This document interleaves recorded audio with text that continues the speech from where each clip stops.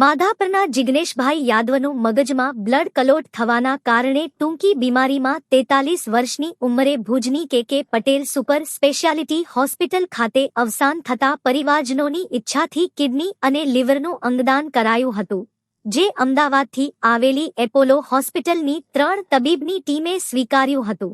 માહિતી અનુસાર સદગતના અંગદાન શસ્ત્રક્રિયા અંગે ડો. અરવિંદ ચંદ્રશેખરને વિગતો આપી હતી. કિડની અને લીવરને સ્વ.ના પત્ની અવનીબેન, પિતા નવીનભાઈ યાદવ, સમાજના અગ્રણીઓ, હોસ્પિટલની ટીમ અને અંગદાન ચેરિટેબલ ટ્રસ્ટની ટીમે પ્રાર્થના કરી અન્ય દર્દીના શરીરમાં પ્રત્યારોપણ કરવા માટે અશ્રુભીની આંખે વિદાય આપી હતી. રાત્રે 7:30 વાગ્યે કે હોસ્પિટલથી ભુજ એરપોર્ટ સુધી અંગ પહોંચાડવા માટે જિલ્લા ટ્રાફિક પોલીસ દ્વારા ગ્રીન કોરિડોર રચાયો હતો.